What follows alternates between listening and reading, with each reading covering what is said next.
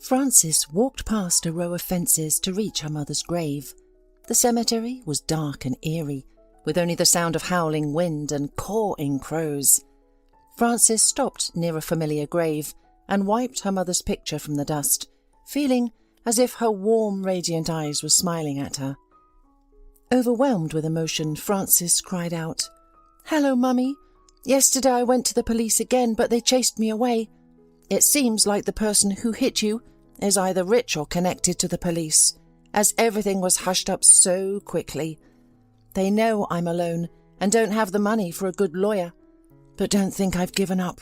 No, I'm determined to find out the name of the person who took your life. Otherwise, I won't be able to live a normal life. Mummy, I feel so lost without you. Why is life so unfair? Why did you have to leave so early? You left me all alone in this world. May you rest in peace. I should go now. I have to wake up early for work tomorrow." Tears clouded Frances's eyes, and she barely made it home, barely seeing where she was going. She felt cold and longed for a cup of hot tea, but her hands were too weak to lift anything. The sadness overwhelmed her, and she collapsed onto the old, worn-out sofa, bursting into tears once again, yearning for her most beloved and closest person. Frances's childhood could hardly be described as happy. She grew up alone with her mother in an old house that resembled more of a barn. The walls were cracked and barely held together, the water supply intermittent, and the roof leaked. Frances's mother, Magda, worked as a cleaner in a roadside cafe. The work was very hard, the pay was meagre, and it was a long way to get there. Nothing was known about her father. Frances's mother did not answer any questions about him and only cried, so Frances stopped bothering her. The girl never had any good things, gadgets or fancy toys. That is why Frances hated school. She was called names and disliked there. In the back they constantly shouted, "Beggar! Look, guys, she has holes in her sweater sewn up." The girl studied quite well and finished school almost perfectly. Her mum persuaded her to try to enroll in college, giving 1,000 arguments. "Honey, just look at me. Do you want to repeat my fate? Being a janitor all your life? You're smart. At least try to get in. If you get an education, you'll find a good job. But if not, you'll be stuck working for pennies your whole life." While Frances doubted whether to enroll or not, life made its terrible adjustments.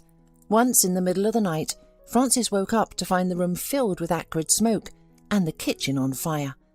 The girl remained calm. She broke the window, miraculously managed to pull out her almost unconscious mother, and jumped out behind herself. Neighbours rushed over, frantically attempting to extinguish the fire, but their efforts were in vain. When the fire brigade arrived, everything was over. The old wooden house burned to the ground like a dry match. In just one night, Frances and her mum were left with nothing. No home, no belongings, and no documents. Clad only in their nightgowns and robes, they sobbed and embraced each other. Though others tried to console them, reminding them that they were fortunate to be alive, the women were filled with terror. They wondered how, and more importantly, where they would live now. Frances's mother tirelessly sought assistance from various authorities, hoping to secure housing. However, all she received were disappointing responses. They told her that the house had long been deemed unsafe, and since she had declined previous opportunities to relocate, they had no obligation to provide her with a new place. Magda and her daughter had no choice but to rent a small, one-room apartment on the outskirts of the city and slowly rebuild their lives, including obtaining new documents. They were grateful for the kindness of those who supported them, as otherwise they would have been left with nothing. Following this incident, Frances made a decision. "No, Mum, I don't have time to go to college now. I'm going to work and help you. We'll manage together." Unfortunately, trouble seemed to follow them. On that fateful evening, Frances was waiting for her mother to return from work. She made her favourite dish, fried potatoes with mushrooms. However, darkness had already fallen, but her mother still hadn't arrived, and the girl grew increasingly worried. Her mother had never been late before, and she had no plans to go anywhere. Why was she taking so long? A sense of heaviness and anxiety weighed on Frances, and then the police called her with devastating news. Her mother was dead. She had been fatally struck by a hit-and-run driver while crossing the road. The unfortunate woman passed away without regaining consciousness. In a state of stupor, Frances went to identify her mother's body. She lost consciousness 3 times, barely recognizing her loved one in such a terrible state. The details of the funeral and wake were a blur, as if she had been heavily sedated the entire time. Neighbours from the street and her mother's colleagues helped with the funeral expenses. At the cemetery, whispers of sympathy filled the air. Poor Frances, how sad! Life was already difficult for her, and now, alone without her mother's care, without money, she will surely be lost. This grief weighed heavily on Frances, and the bitterest part was that the hit-and-run case was quickly closed without a thorough investigation. A year had passed and Frances found herself wandering from one office to another, desperately seeking justice. But she was met with indifference at every turn. Frances urgently needed to find a job in order to support herself, but it wasn't easy. Without education or experience, she struggled to find decent employment. She ended up working as a cleaning lady at a company that specialized in personnel hiring. The salary was small, and the work was far from suitable for a young and beautiful girl. However, Frances was grateful to have at least a job to pay for her apartment and buy food.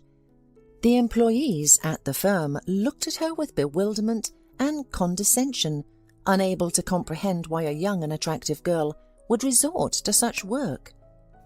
Amidst her sad thoughts after visiting the cemetery, Frances fell asleep late. The next morning she reluctantly headed back to her unloved job. The monotony and hopelessness were suffocating her. Poverty had plagued her since childhood, and she saw no way out of it. Around lunchtime, a respectable gentleman in his 30s entered the office. He was tall, dignified, with a penetrating gaze and a strong chin. Frances couldn't help but admire him, as she had only seen men like him in movies. In real life she had encountered aimless young men without any drive, whom she easily dismissed. The man approached her and asked, "Good afternoon. Can you tell me where the director's office is?" He held a beautiful, expensive leather briefcase and a black folder with documents in his hands. Frances blushed and managed to respond, "Hello, you need to go to the 2nd floor and turn left. It's the first door on your left." The man nodded and stared at Frances for a long time as if evaluating her. This look made the girl shiver. She sighed dreamily, thinking to herself, "If only such a handsome man would marry me." But she immediately warned herself, "I dreamed too much.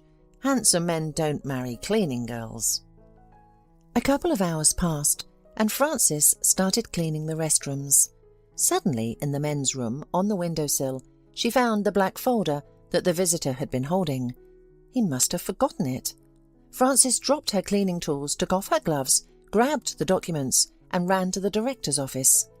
Timidly, she knocked and said, "A visitor who had recently come to you forgot a folder. He was tall, handsome, and wearing a dark blue suit. Please give it to him." The director smiled and said, "Ah, so this is Mario Cohen, our co-founder. Thank you, Frances, I'll call him now." For some reason, Frances's heart fluttered and she remained standing in place, smiling foolishly. The director laughed and said, "Why are you standing there? Go back to work." At the end of the workday, Frances changed clothes and was about to leave when she heard a voice behind her. "Thank you for returning the folder with documents. If they had fallen into the wrong hands, I can't even imagine what would have happened. My name is Mario, and you're Frances. I've already been informed." "Well, Frances, have you finished? Then let's go to the restaurant for dinner. I must thank you. Refusal is not accepted." Frances blushed, feeling embarrassed in her old, out-of-fashion sweater and cheap jeans. "Thank you, but I'm not comfortable," she mumbled. "I'm not ready for a restaurant, and to be honest, I've never been to one. Maybe some other time." However, Mario commanded, "I don't like to be contradicted. Don't worry, we'll improve your appearance on the way. Get in the car." Frances didn't dare to argue with this authoritative gentleman and got into the expensive car with stiff legs. She remained silent and blinked her eyes, not knowing where she was being taken or what would happen next. The driver stopped near a fashionable boutique. Mario resolutely took Frances's hand and led her inside. He smiled charmingly at the salespeople and said, "Good afternoon.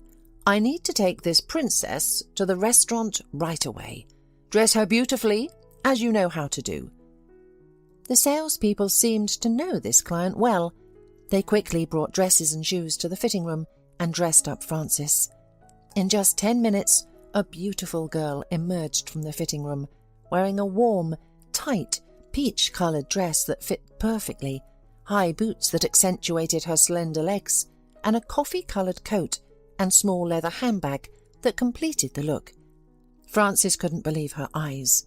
She had never owned such stylish and expensive things. However, she was also discouraged because she knew they cost a fortune by her standards. There was no way she could afford to pay for them. The evening was unforgettable. Slow and pleasant music filled the luxurious restaurant. Frances felt like she was in a fairy tale. She had grown up in poverty and had never experienced such a luxurious life. She felt like Cinderella brought to the ball by a handsome prince. She was afraid that midnight would strike and everything would disappear, just like in the story. Mario looked at her, and she felt her heart skip a beat. They had a nice and relaxed conversation. He told her many interesting things about his travels abroad. Frances realized that she had fallen in love, completely and irrevocably. She hung on to every word Mario said, and he seemed more and more exalted in her eyes. When they parted, Mario swept her into his arms and kissed her passionately. He whispered, "I'll call you soon, dear Frances. Don't forget about me. You have no idea how amazing you looked at the restaurant. It pleased me." So they started meeting each other from time to time. Usually, Mario would call in the afternoon to set up a date. Then the courier would bring flowers and an expensive outfit, and they would go out together and have fun. After a month, Mario unexpectedly took Frances to a 5-star hotel. They entered a luxurious suite, and Mario began kissing Frances and gently pushing her towards the large bed. He whispered sweet words to her, calling her his tender beloved and most desired. "Wait, I can't. I'm afraid," Frances whispered back. But Mario reassured her, saying, "I understand. Don't be afraid. I love you, and everything will be fine. But don't you want this too? I can sense it." Frances hesitated, unable to resist. Though a part of her knew this was all wrong and shouldn't be happening, her heart yearned for his affection and love. A couple of months passed in this fairy tale-like scenario until Frances started feeling terribly nauseous in the mornings. She constantly felt tired and had a strong urge to sleep. Initially, she thought it might be food poisoning. However, when these symptoms persisted every day for a month, she became scared and decided to see a doctor. The diagnosis shocked her. She was pregnant, and most likely with twins. She didn't know whether to rejoice or cry. She and Mario had never discussed having children, and their meetings had only taken place in the hotel. She had no idea how he would react to this news. Anxiously, she awaited their next date. As soon as Mario called her, he could tell something was wrong. He asked her directly, "What happened? You look pale. You have dark circles under your eyes. Have you been crying?"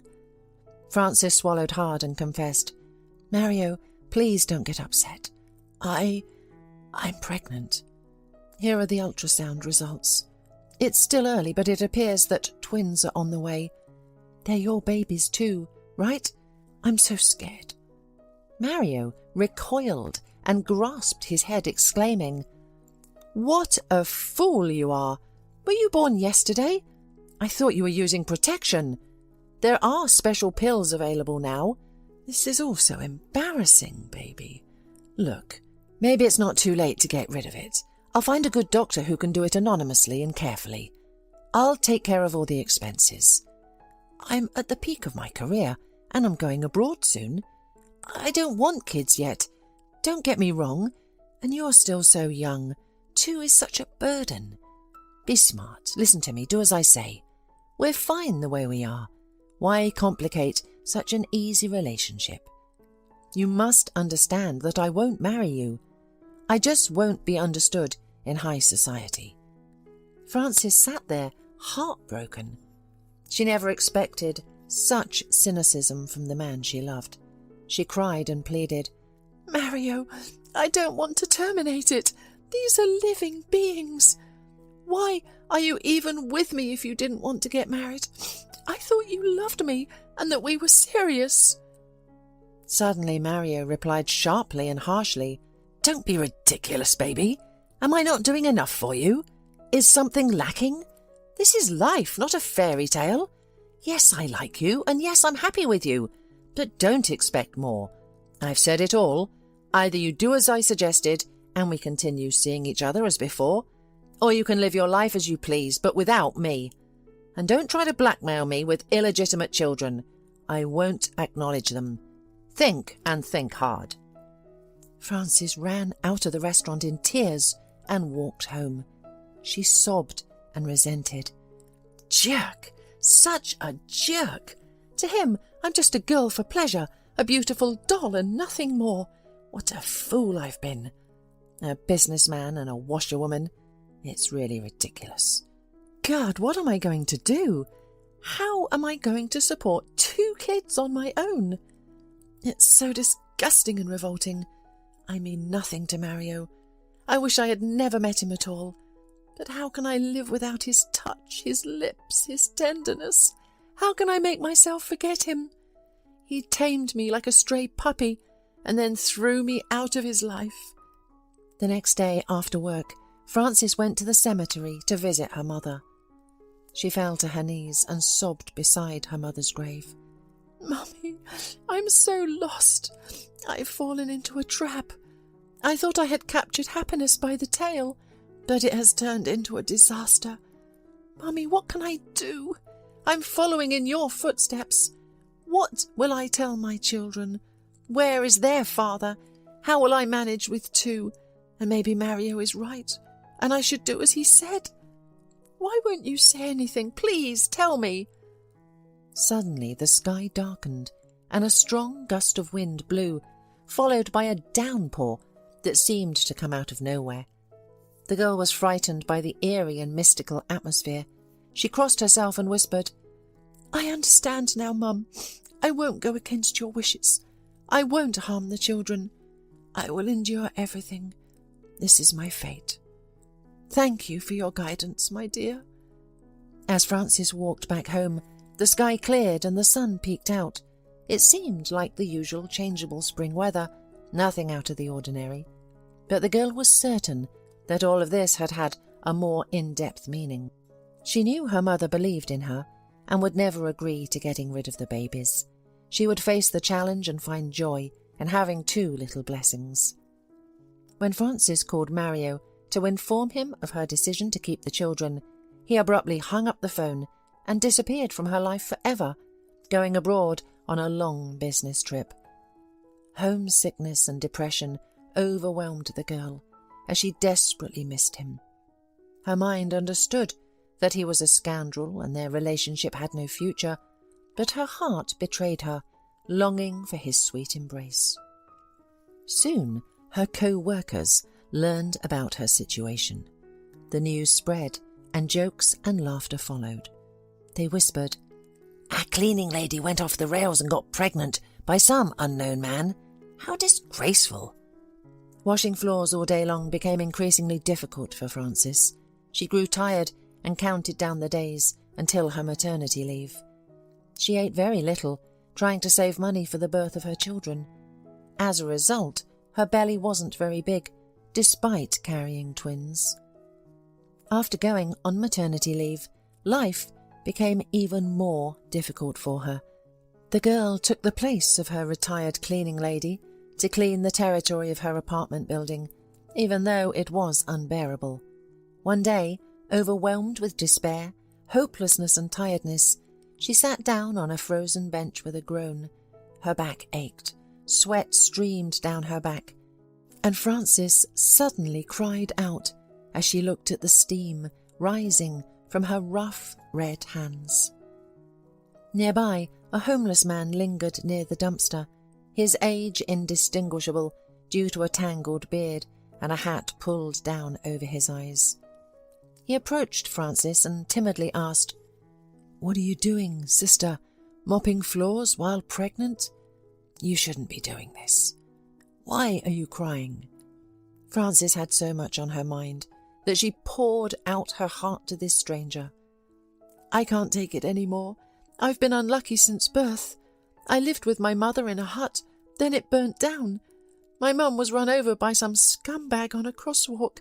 I had to become a cleaner myself, but I met a rich businessman on the way. He beckoned me with a beautiful life and sweet speeches. I was a naive fool, and when I got pregnant he left me. How am I supposed to live? I have no savings, and I'm so tired of fighting for a piece of bread.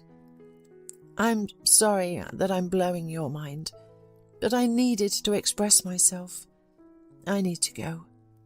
She stood up, but the homeless man inquired, "What's your name, sister? Where do you live?" Frances hesitated, but replied, "I'm Frances. I rent an apartment in the corner building, number 44. Why are you asking? And what's your name?" The homeless man exclaimed, "I'm Tom. Wait here. I'll be right back. I'll help you as much as I can. Keep your head up." Frances waved her hand, doubting that a homeless man could truly help her. She wandered back home. As she finished her tea in the kitchen, the doorbell rang. She opened the door, surprised by the unexpected visitor. It was Tom, standing on the doorstep with a bag of food and vitamins. "Here, take this. It's food. Vitamins. Eat it. You look pale." "Don't worry, it's not from the garbage. I bought it at the store with the money I got from returning bottles." Frances was moved to tears by this unexpected act of kindness from a stranger. She thanked Tom and invited him in for tea to warm up. He declined, saying he had important things to do and had to visit all the dumps before it got dark. He added, "The wolf feeds by its feet. I'll come back. You eat. It's from the heart." Frances spread the contents of the bag on the table and cried tears of joy. There were apples, oranges, sausage, bread, milk, cheese, and even 2 crispy hot buns from the bakery. It had been a long time since she had enjoyed such treats. She savoured the food with great pleasure and silently wished Tom good health and blessings. He had sacrificed for her, a stranger in need. From that day on, Frances and Tom became friends. The homeless man helped her wash the floors and carried water for her so that she wouldn't have to work so hard. He would come to her for tea and warmth. Frances let him take a shower at her apartment, and they talked a lot about life. Frances talked more, while Tom was always a little wordy and silent. She often complained about where to buy a used crib and stroller. But Tom grumbled, "You do not hurry. You shouldn't buy anything before childbirth. I heard it's a bad omen. Here you will give birth, then buy." Frances laughed and said, "With 2 screaming babies, how will I buy it? Oh, Tom, I'm so scared. To be honest, 2 at once. Will I manage? How will I survive with them? My head is spinning." Tom smiled and tried to encourage her, saying, "Don't worry, sister. We'll get through this. I'll help you in any way I can. You are good that you decided to give birth. Children are happiness. They are from God. and you have two at once. So wait, soon you'll be twice as happy." Francis laughed and replied, "Oh, Tom, don't be ridiculous. I think happiness and I live on different sides of the world." Before the birth, which was less than a month away, Francis persisted in cleaning, although the elderly concierge, Mrs. Oliver, grumbled, "Stop carrying buckets, girl, or you'll give birth here on the stairs, and we'll have a scandal. I've arranged for you to work illegally out of the goodness of my heart." But Francis only smiled and tried to cheer up. "I really appreciate you helping me, but don't worry, I won't give birth here. I still have a month to go, and I really need the money." That day there was a serious snowstorm, and for some reason Tom didn't come, even though they had agreed. Francis had almost finished cleaning everything, but suddenly she felt sick, and a hellish, unbearable pain pierced her whole body.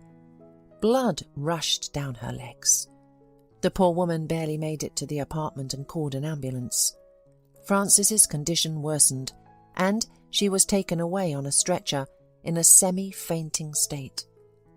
Tom was late for a whole hour, and approaching Francis's apartment building, he blamed himself.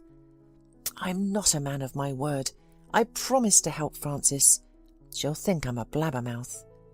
He knocked and rang the doorbell, but no one opened the door. Dreadful thoughts crept into his head. The man went down and asked the concierge, "Mrs. Oliver, do you know where Francis from the 44th is? Did something happen?" The elderly woman got angry and replied, "What is it to you? Who let you in the first place?" "Yes, something's happened. Whoa, that's what. That little fool came to clean again. I tried to chase her away as I felt the trouble, but she wouldn't let me. So she got sick, she started bleeding. The ambulance crew barely made it through such a snowstorm. They took her to the maternity hospital. Oh, what will happen? I'm so scared." Tom, not remembering himself, rushed to the maternity hospital, despite the heavy snowstorm and frost. He pounded the thresholds and asked for anything about Francis. Tired of chasing him away, the nurse finally asked, with ill-concealed arrogance and contempt, "Who are you? The baby's father? Wow, some women are ready to give birth to anything, even tramps. Are there no more normal men? But okay, I'll tell you, she's undergoing surgery. It's a complicated case. Wait here." Tom was almost crying. "I beg you, tell me later how she is. How are the babies? I'll wait in the corridor as long as necessary. Yes, I'm the father and these are my children. Do you understand?" Tom lied brazenly, but he realized that otherwise he'd be chased away. Another hour passed, but it seemed like an eternity to Tom. It was as if time had stopped. He had been thinking about many things. In front of his eyes stood this beautiful, laughing and at the same time sad, desperate woman. He himself did not understand why she so caught him, why he just physically could not live without Francis, and he didn't care that she was giving birth to another man's children, and it didn't matter how many there were, 1, 2, or 10. He'll take them all as his own, as long as she was always near him. There was some inner bond between them, a special warmth. At last, a tired, grey-haired doctor came out to him and said, "You are the father of Francis' babies. Congratulations, you have twins, a boy and a girl. They are weak, of course, but nothing to worry about. I'll write you a list of things to buy for premature babies. Bring it tomorrow. And now please go home, you can't see her now." Tom was over the moon. "Thank you, I'll buy everything. I'll be there tomorrow morning." The doctor looked at him critically. "By the way, you should at least clean yourself up. It's a maternity hospital after all." But Tom didn't hear him any more. Only one thought was beating in his brain. His beloved Francis is alive, and the babies are well too. And that means everything will be all right. The next day, Francis was transferred to the general double ward, and the babies were brought in for feeding. They were tiny and funny, like 2 shriveled gnomes. When Francis saw her babies, she sobbed with happiness. She was a mum now, and no longer alone. She had 2 little bundles of joy. Suddenly, her ward neighbour, who was standing near the window, said excitedly, "Look, another happy daddy. He's writing something in the snow. What a strange, shaggy man. Is he a homeless person?" Upon hearing this, Frances opened her eyes and struggled to rise. She waddled to the window, even though it was difficult. What she saw shocked her. There stood a joyful Tom, and on the snow in huge letters it was written, "Frances, I love you." Overwhelmed, Frances burst into tears. She waved to Tom like a madwoman and blew him air kisses. The neighbour looked at her perplexed and said, "Is he your husband? He looks like a drunken vagrant. That's hilarious." Frances brushed off her comments, saying, "You don't understand anything. This is the best man in the world. Do you understand? He may be a hobo, but he didn't abandon me. He was there for me in the toughest moment, when I didn't want to live. He starved himself to buy me groceries and cleaned the floors instead of me, so I wouldn't have to work too hard. He is a real man." Frances didn't care what others thought. This was her life and nobody else's. She had a roof over her head, even if it wasn't her own. She had feelings, support, and together they would overcome anything.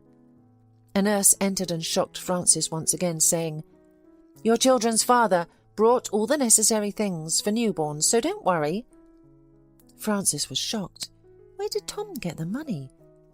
An hour later there was a timid knock on the ward door, and a handsome, red-haired man in a police suit entered. He smiled, held a bouquet in his hands, and walked straight to Frances. She blinked her eyes and looked at him dumbfounded. Tom? The same warm blue eyes and smile, but where were the beard and braids? What kind of masquerade was this? Meanwhile, Tom sat down on a chair and said, "Frances, I congratulate you on the birth of the babies. I'm sorry I wasn't there when you were sick. I rushed as fast as I could, but there was a snowstorm and I was an hour late. I thought I'd go crazy when I heard you were bleeding and taken away in an ambulance. Now, I'll tell you the truth. I'm not really a bum or a vagrant. I'm an undercover police officer. All this time I've been investigating a drug den and a distribution point in your neighbourhood. When I first saw you crying and so defenceless on that bench, something in me changed. It wasn't just pity, but something bigger and lighter filled my soul. I can't explain it. I can't be without you, Frances.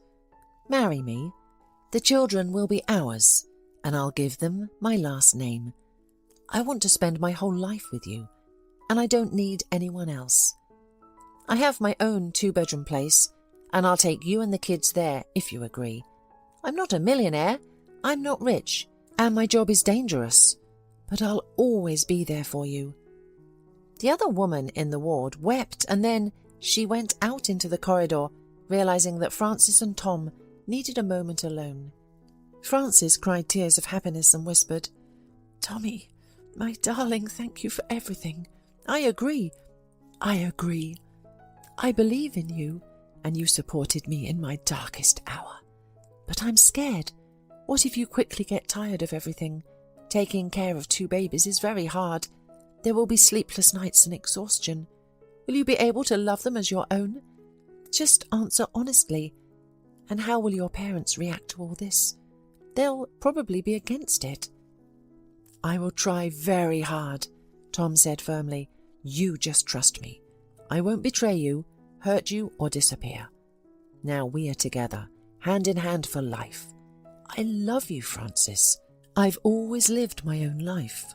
My relationship with my parents is not excellent. My father is from law enforcement, and my mother has suffered because of it. She categorically did not want me to become a police officer, but I decided, and I don't regret it. If they love me, they'll accept my choice." They hugged each other tightly and sat like that until the children were brought in for feeding. The boy was stronger and ate by himself, while the girl had to be fed from a special bottle to make it easier for her. Tom decided to do it himself. He carefully took the baby, smiled at her, and began to slowly feed her. He didn't rush, gave her a breath and said, "Eat, eat, my little Thumbelina. Eat, sweetie. Grow big and make your mummy and daddy happy. That's a good girl. There's just a little bit left, so do your best." Surprisingly, the girl heard him, sighed and finished the rest of the mixture. Frances was filled with admiration. She had never dared to dream of such happiness, and had thought that she would remain a lonely poor woman with 2 children. Upon discharge, Tom arrived in a company car with a huge bouquet of roses and balloons. This day would forever be remembered by Frances as the happiest. Bright sunshine dazzled her eyes, snowflakes were swirling. They were congratulated by the medical staff. Tom got Frances and the babies in the car and happily said, "Let's go to my house, I have everything ready there." Frances timidly entered Tom's apartment and gasped. He had thought of everything.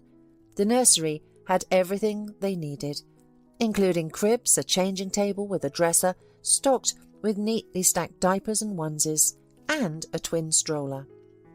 "Here, I bought what I could," Tom said with embarrassment. "If something is missing, just tell me. Don't be shy. This is our home now. Let's celebrate."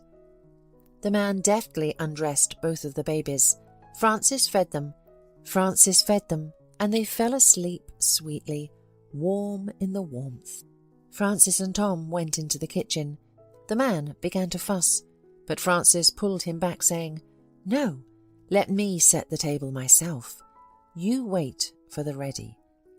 Frances put the groceries on the table and quickly prepared lunch. They sat down to eat, feeling incredibly nice and comfortable. It felt like she and Tom had been together all their lives. After eating, Frances hugged Tom and kissed him, whispering, "Thank you. You are the best. I love you too. I'll be waiting for you when you're off duty. Every day I'll cook the meal for you and bake pies. I'll pray for you. Tom, how happy I am that I met you back then. I really didn't want to live." Tom was in awe. These were the words he had been waiting to hear from Frances. He had long dreamed of having a large and loving family, and now his dream had come true. Soon the couple quietly married. Tom legally adopted the children, and they began to live a normal family life. At first, not everything was smooth. Frances was extremely tired, physically exhausted from trying to do everything. She wanted to have enough time for the children, household chores, and to show affection to her husband. But with twins it was very difficult. Sometimes Frances would forget to eat, as she was constantly busy. Tom helped her as much as he could on weekends, but on weekdays he was on duty and would come home late in the evening. He would invariably find his wife dishevelled, with huge circles under her eyes, completely drained. Soon the man realised that this was unsustainable, and that Frances needed to get some rest. After all, taking care of 2 children was not easy, especially when they were restless, had tummy aches and slept poorly, constantly demanding attention. Tom's parents were not old, well-to-do, retired people. They could have helped with the children, but initially they strongly opposed their son's marriage to a cleaning lady with 2 babies in her arms. This led to arguments and a complete breakdown in communication. Tom's mother, Mrs. Berger, was particularly angry. "Our son has finally gone mad. Why does he need this girl who is a tramp? She has 2 babies, and our fool picked her up. It's incomprehensible. All the neighbours are laughing. Our boy is so smart, successful in his career. His bosses appreciate him. He had Holly. She was a perfect match for him. Her father is Tom's boss, so Tom had great prospects. No, I'll never accept Frances, and I won't even go to meet that ragamuffin." Tom's father had a different opinion, saying, "Honey, calm down. Don't boil over. Don't you think Tom loves that woman? Again, we don't know her at all. Maybe we should at least try to strengthen our relationship. I also once took you away from my best friend, and probably from the outside it was ugly and dishonest. But we loved each other and could not resist this feeling." Mr. Berger pondered for a long time and one day he decided to secretly visit Francis and understand better his son's choice. Francis had just finished cooking, and it was time to go for a walk with the babies. Glenn was capricious and crying, and Rachel was all dirty from eating mashed potatoes. The woman wiped off her daughter when the doorbell rang. She went to open the door in surprise. Tom was on his shift. Who could it be?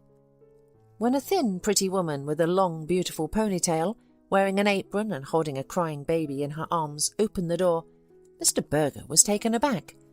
His wife made him so nervous that he pictured an impudent, nasty woman who had preyed on their son. The man coughed and introduced himself, saying, "Good afternoon. You're Francis, aren't you? I'm Tom's father, Mr. Berger. I thought I'd come to visit, so to speak, to get acquainted." Francis was delighted and led the guest into the kitchen, set the table, and chattered non-stop. "I'm overjoyed, Mr. Berger. It's a pleasure to meet you. I've just got dinner ready. You eat up. Everything's hot. I was just about to dress the kids and take some food to Tom before it gets cold, and at least to take a look at him. I know him. He'll eat fast food again and his stomach will be ruined. Kids and I miss him so much, but what can we do? This is his job and I understand everything." Mr. Berger enjoyed the delicious meal and wondered how this fragile woman had enough strength for everything. The house was cleaned, dinner was cooked, and she had 2 kids to take care of. She looked so pale, and it was obvious that she didn't sleep much. After thinking a little, Mr. Berger suggested, "Let me hold my grandson while you take care of your daughter. It's no problem for me. What's his name? And by the way, we can go for a walk together, and I'll check on my son, because we broke up foolishly and I'm ashamed." Francis smiled and placed Glenn in Mr. Berger's arms. He clapped his hands, reached for the elderly man, and babbled something in his own language. Mr. Berger began to entertain the boy, rocking him on his knee, which made him laugh gleefully. The man felt so warm and good inside. Looking at them, Francis said, "This is Glenn. He has a mole behind his ear. He and Rachel looked so much alike. Sometimes I mistake them myself. You know, Mr. Berger, I love Tom very much. I understand what you think of me, putting my children on Tom's neck. But it's not true. He proposed to me himself. He fell in love with me, and we're excellent together, although it's still difficult because the children are little. But soon they'll grow up and it will be easier. They'll go to daycare, and Tom promised to arrange me to work in the archive with him. I would never have forced Tom, but I see that he is happy to take care of the children. His eyes are full of love. It's a pity that Mrs. Berger doesn't call him at all. Is it because of me? Tom is worried about it. After all, she's still his mum. By the way, Rachel and I are ready. Now hold her and I'll get Glenn ready. Although my head is spinning, but children are happiness. When you hug them, press them against you, all the fatigue goes away." Since that day, Mr. Berger began secretly visiting his son's family, taking kids for walks so that Francis could rest. Eventually, Mrs. Berger was convinced to join them too, and the family was finally at peace. But suddenly, the unexpected happened. One day, Francis received a call from Mario. Hearing his harsh voice made her feel sick. "Hello, Francis. Didn't expect to hear from me. And I see you're not wasting time. Well done. You found a fool and gotten married. But you forgot one thing, my sweetie. The children are mine, and I intend to take them. I'm the birth father, and I have every right to do so, and I can easily prove it." Francis, no longer timid and naive, flared up. "What do you mean? You remembered the children after a year after they were born. They have a real father now. He is a police officer, by the way. And I don't want to see or hear from you. Don't ever call me again. You won't see the children." Mario didn't expect such a welcome and started shouting. "Have you got the nerve, chicken?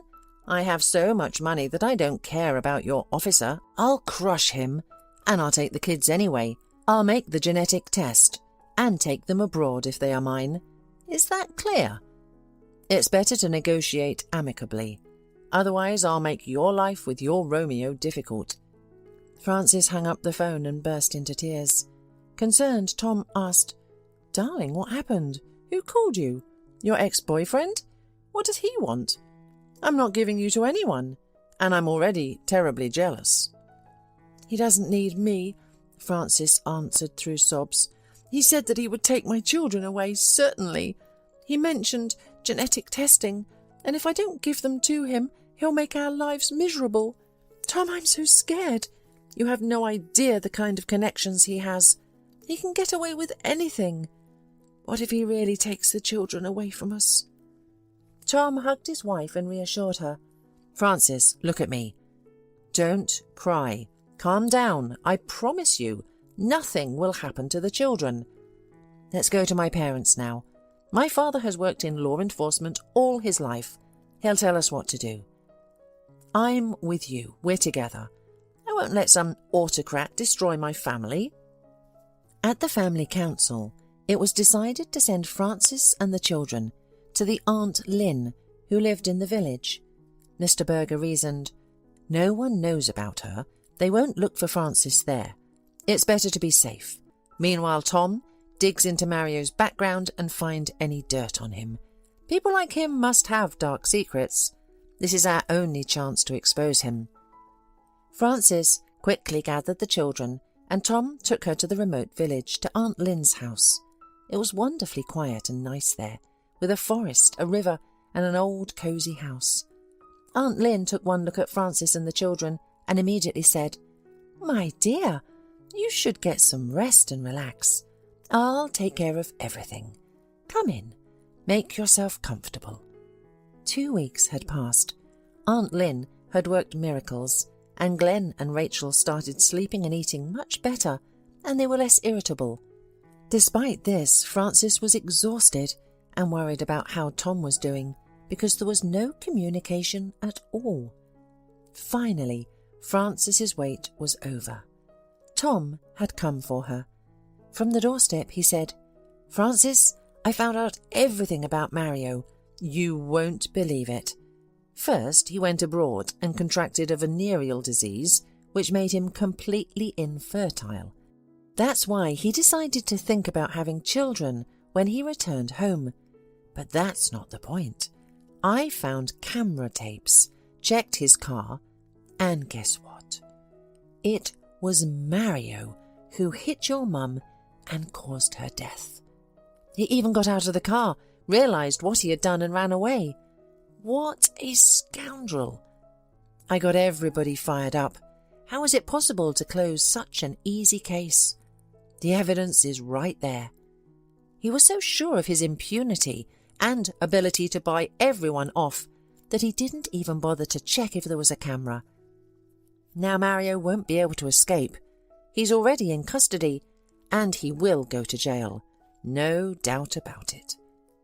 Francis sobbed and whispered, "God, this is unbelievable. I can't believe it.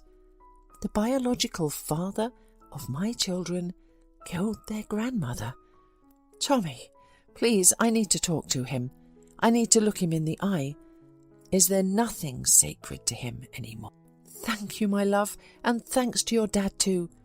Tom managed to arrange a meeting, and Mario was brought to the interrogation room. When Francis saw this glossy, impudent man with a hard, prickly look, she didn't even flinch inside. Not only that, she looked at him and couldn't believe why she had fallen in love with him in the first place. Why? Mario smirked crookedly and said, "Why did you come? Do you think you can outsmart me? My lawyers will tear this whole accusation apart, and I will still take the children away." Francis asked quietly, "Mario, tell me, did you know that you hit my mother in that street? I've told you about it many times and described where and when it happened. You couldn't have known. How could you? Why didn't you call an ambulance? Why didn't you take her to the hospital? You just ran away. That's inhumane." Mario grinned and whispered quietly, "Listen to me. I was drunk. Your mother died instantly. I checked her pulse. There was no pulse. Why would I call an ambulance? What would you have done if you were in my position? Voluntarily confess to murder and go to jail? Of course, I knew what you were talking about when you told me about your mother's death. What could I have done? Confess? Would that have made you feel better? I made a terrible mistake. Who hasn't made a mistake? Frances was struck by the level of his cynicism and sacrilege. She asked again, "And the children? What do you need them for? Do you have any idea what it's like to have 2 one-year-old children? They're not dolls. They need round-the-clock care. You have to love them, truly love them, give them your best. Are you capable of that? You threw me out of your life. You ran away abroad.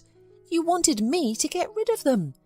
And now, all of a sudden, you want to play the role of a father? Is there any humanity left in you?" Glenn and Rachel adore Tom. They call him Daddy. They wait for him when he's away. They fall asleep in his arms. He wakes up at night for them. We raise them together, take care of them, worry about them. We are a family, a real family. So why do you want to ruin our lives? Please come to your senses and leave us alone. Do something good for once. However, I will never forgive you for what you did to my mother."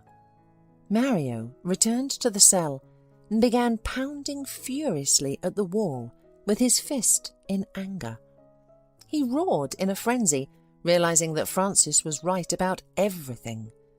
In fact, he didn't love children, didn't know them, and didn't think about them at all, for now. The rich man changed girls like gloves, feeling like the king of life.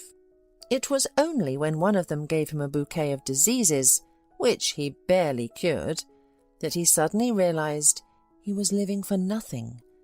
Who were all these girls to him? His millions couldn't warm the soul, because it turns out you can't buy happiness. So he decided to take Frances's children away, knowing that he would not have the chance to be a father any more. Mario was given 5 years for the murder of Frances's mother, and now he was serving time in the zone, albeit in a comfortable cell. He rethought a lot and even wrote a letter to Frances apologizing for everything and promising never to harm her or her children again. He also asked her to send him photos of the kids from time to time. Frances often visited her mother at the cemetery, and one day Frances said, "You know, Mum, I thought that if I found out the name of the killer and he was punished, it would be revenge and my soul would calm down." Was I relieved when Mario went to prison? Not a bit. You can't be revived. You can't come back. But you know, Mum, I'm happy now. Tom is the best husband and a caring father. We're even thinking of having another child. Rest in peace, Mummy. I love you and will always remember.